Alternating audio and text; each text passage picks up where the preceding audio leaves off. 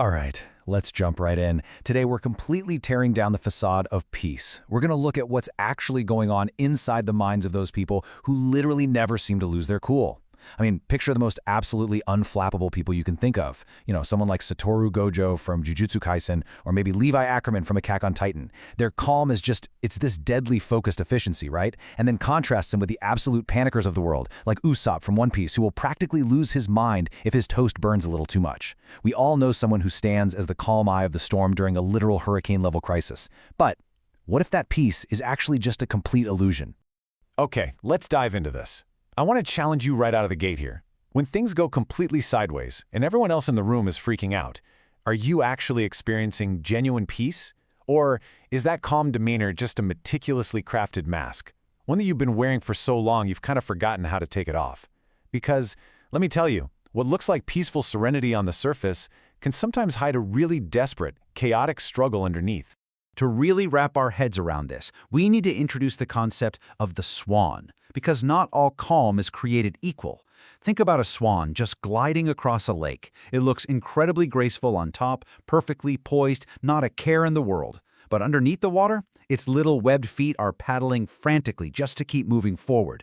People who are always calm generally fall into two camps: the true Zen master and the swan. And trust me, you absolutely do not want to be a swan. The swan is this toxic, chaotic kind of calm. If you want a good visual, think of Doflamingo from One Piece. The guy looks entirely calm and collected on the outside, but underneath that smile, he is a flamingo of pure, seething chaos. And this brilliantly illustrates the massive, massive difference between these two types of people. On one side, we have the true Zen master. This is authentic peace. It's an active strength where problems are just, well, puzzles to be solved. Contrast that directly with the swan. This isn't peace at all, guys. It's a performative defense mechanism where emotions themselves are viewed as fundamentally dangerous. This right here is the absolute core dichotomy we're exploring in this explainer today. Authentic tranquility versus a highly tuned survival instinct. So let's start with the true Zen master. This person has genuinely done the internal work. They have a remarkably high frustration tolerance. They don't look at a traffic jam or a missed deadline as some catastrophic event. They just see it as a puzzle.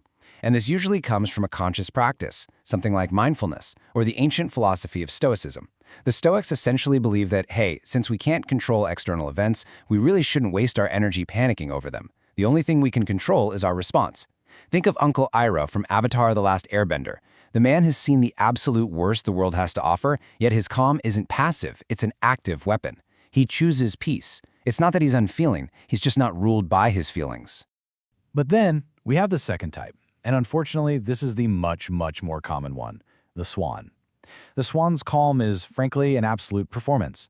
It is a highly, highly developed psychological defense mechanism. It wasn't born out of reading ancient philosophy. No, it was forged in the fires of a chaotic or emotionally neglectful childhood. If you grew up in an environment where emotions were treated as dangerous, unpredictable, or even weaponized against you, you learned one lesson very, very fast. Being calm kept you safe. So the crucial point is, really consider where this defense actually comes from. Maybe your anger provoked an explosive reaction from a parent.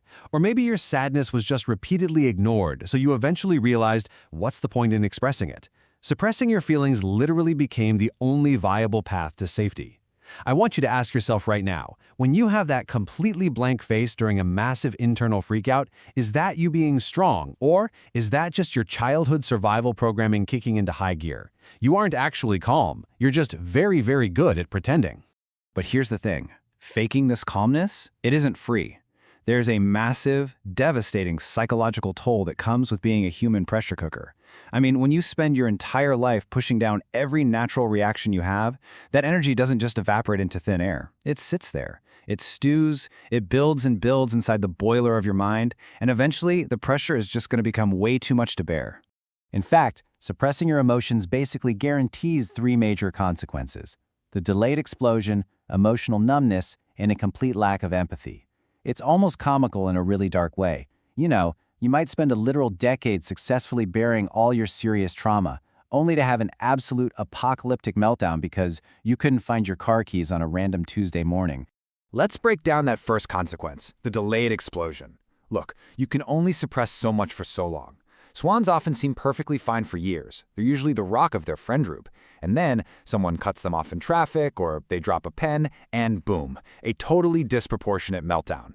Everyone around them is just shocked, but the truth is, that explosion has been building up for 10 years. It's exactly like Gaara from Naruto. You can only hold so much sand inside before you completely lose control and unleash a devastating sand coffin on some poor, unsuspecting person who just asked to borrow a highlighter. The second toll is emotional numbness, and this introduces a really important clinical term you should know: anhedonia. The tragedy of the human brain is that you cannot selectively numb emotion. It's an all-or-nothing deal. When you spend your whole life pushing down the bad feelings, the anger, the sadness, the fear, guess what? The good feelings get muffled right along with them. Anhedonia is that hollow experience where you feel absolutely no passion or joy for the hobbies, the people, or the activities that you used to absolutely love. Now, what's really interesting about this slide is how terrifying this numbness can become. It can evolve into something even deeper, called alexithymia. This is the severe struggle to identify or even describe any emotions at all. It is a complete and total emotional shutdown, used as a survival mechanism. It's exactly like the character Baekhyang-soo from Sweet Home. You become so utterly detached from your own internal state that life starts to feel like a movie you're just watching from the sidelines.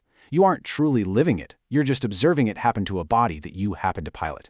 And that leads us directly to the third toll, a severe lack of empathy. Because swans are so ruthlessly efficient at managing and suppressing their own emotions, they deeply, deeply struggle to connect with the messy, unfiltered emotions of others. If a friend comes to you crying, your programming just immediately kicks in. You offer cold, hard logic when what they desperately need is warm comfort.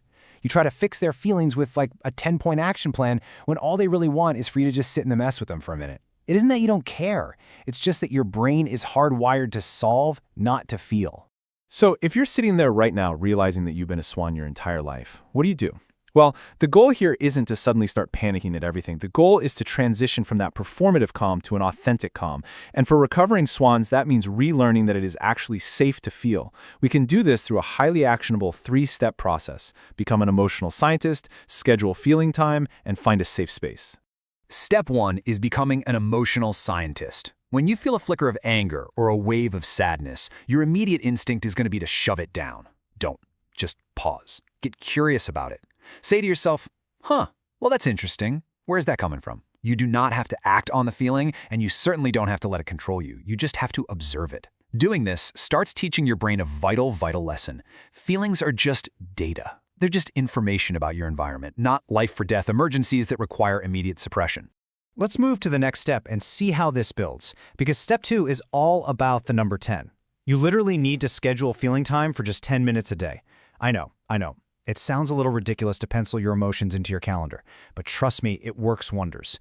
Give yourself permission to open that pressure valve for just a tiny fraction of your day so the boiler doesn't explode later. For some people, that's spending 10 minutes journaling. For others, it's watching an emotional anime, going to a concert, or just throwing on a piece of music that makes them feel something. Just 10 minutes to let the system vet. And finally, step 3 is finding your safe space to actually practice this. You've got a few really great options here. Talk to a trusted friend and share a small challenge you're having. Become accountability partners where you check in on each other's emotional states, maybe every 2 weeks. If it's accessible to you, book some time with a life coach or a therapist. Or open up to a supportive partner who's a good listener. When you vocalize a feeling out loud and the world doesn't end and the person across from you doesn't attack you for it, you literally rewire your brain to understand that emotions are in fact safe. Which brings us to the ultimate takeaway from our explainer today. True calm isn't the absence of emotion, it's the ability to navigate your emotions without letting them capsize your boat. It is all about knowing that you can handle a storm because you are no longer terrified of getting a little wet.